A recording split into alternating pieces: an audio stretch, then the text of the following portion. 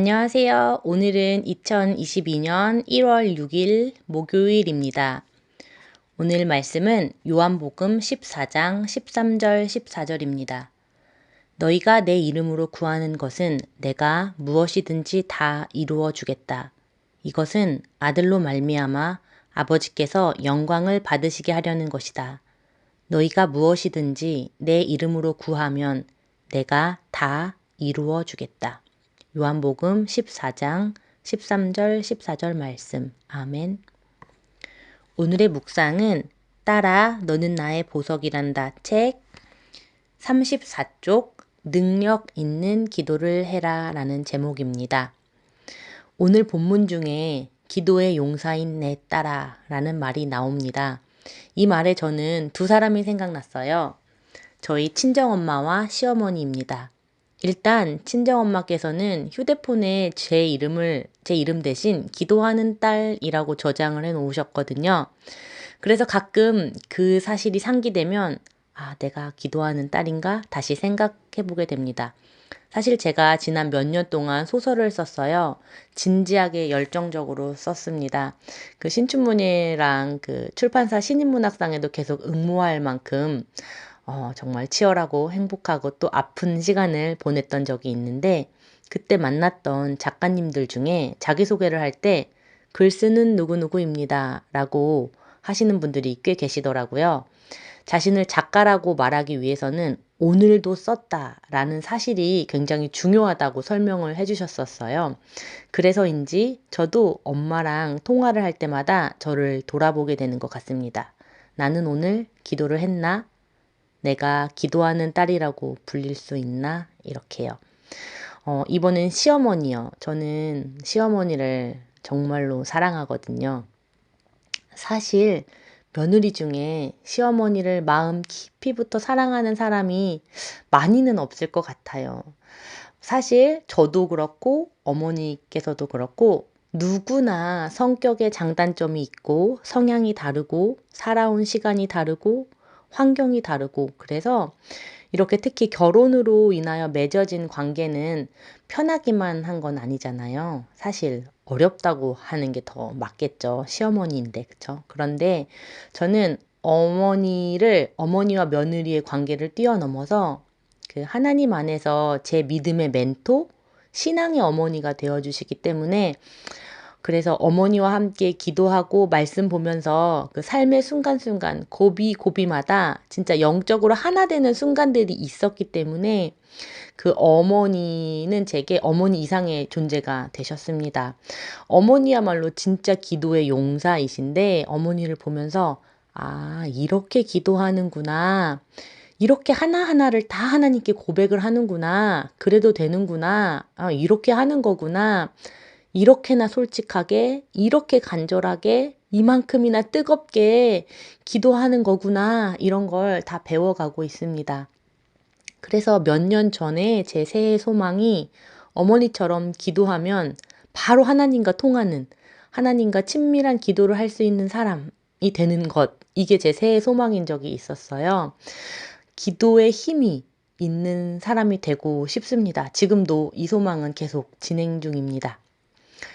오늘 본문으로 가볼게요. 제가 밑줄 그은 문장은 너에게는 우주의 하나님인 나에게 너를 대신해서 개입해달라고 요청할 수 있는 권한이 있다. 어떤 문제나 사람에 대해 너의 힘으로 해결하려고 애쓰지 마라. 나는 길이 없을 때 길을 만들 수 있는 자이다. 입니다. 일단 오늘 묵상에서 너무 좋았던 건 저에게 권한이 있다는 것. 하나님, 이 일에 개입해 주세요 라고 요청할 수 있는 권한이 저에게 있다는 사실이 너무 기뻐서 밑줄을 그었습니다. 정말 대통령 직통 전화 있는 느낌이잖아요.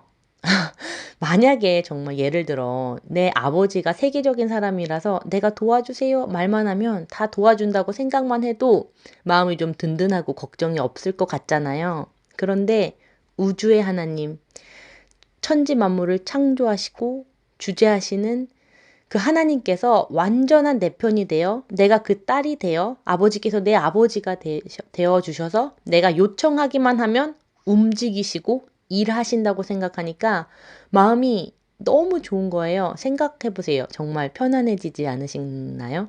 그 어떤 내 삶에 대한 또 자녀에 대한 물질에 대한 직장에 대한 뭐 그 어떤 불안도 걱정도 두려움도 없는 그런 상태라니. 만약에 그 상태를 유지할 수 있다면 그게 가장 좋은 거 아닐까요? 그러니까 우리가 원하는 이상적인 상태. 그게 기도를 하면 그렇게 살 수 있다는 말로 저는 느껴졌습니다. 그 다음 문장을 보면 어떤 문제나 사람에 대해 너의 힘으로 해결하려고 애쓰지 마라 라는 말이 나옵니다. 이 문장을 보면서 저는 어제 저와 나눔을 한 제 주변에 송언니라고 제가 부르는 사람 생각이 났어요. 올해의 말씀 뭘 뽑았냐 뭐 이런 얘기를 하면서 그 송언니가 올해는 말을 줄이고 듣겠다 뭐 그런 말씀을 뽑았다 그러면서 저한테 오지랖을 줄이겠다. 또 내가 좋다고 생각해서 취했던 방법들이 어쩌면 좋지 않은 것일 수도 있겠다라는 생각이 들었다. 이런 말을 하더라고요. 그래서 저는 이 본문을 미리 읽은 건가? 라는 생각이 들 정도로 딱 들어맞다고 생각했어요.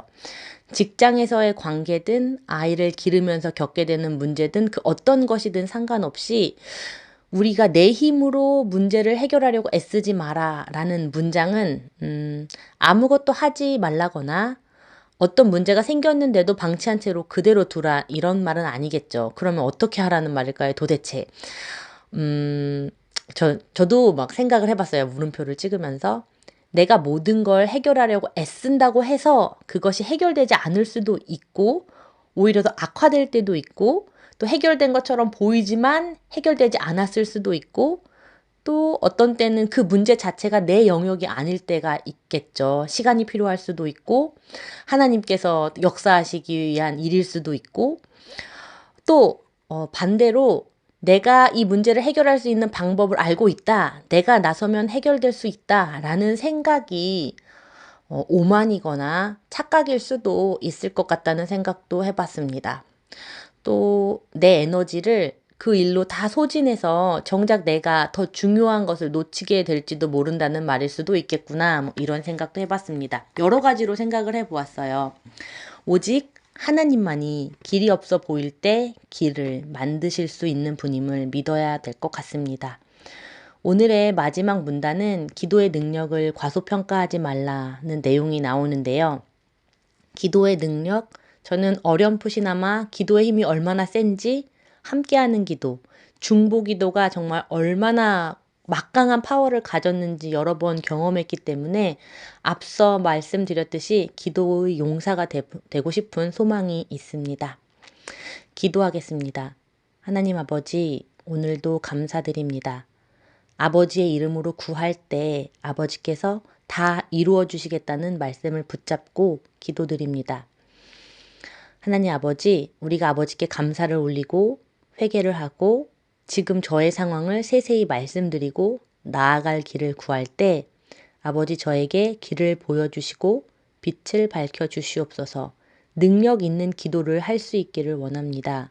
기도의 용사가 되어 주님께 기도할 때 저의 기도가 땅에 떨어지지 않고 주님께 다 전달되기를 바랍니다. 제가 저 자신과 가족뿐 아니라 다른 이들을 위하여 기도할 수 있게 되기를 바랍니다.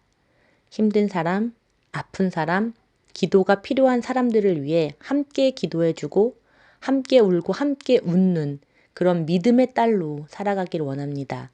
아버지 저에게 또 능력 있는 기도를 하기를 원하는 모든 아버지의 사람들에게 기도의 영을 부어주셔서 우리가 기도를 통하여 사람들의 아픔을 위로하고 힘을 주고 아버지의 사랑을 전하는 삶을 살 수 있도록 도와주세요.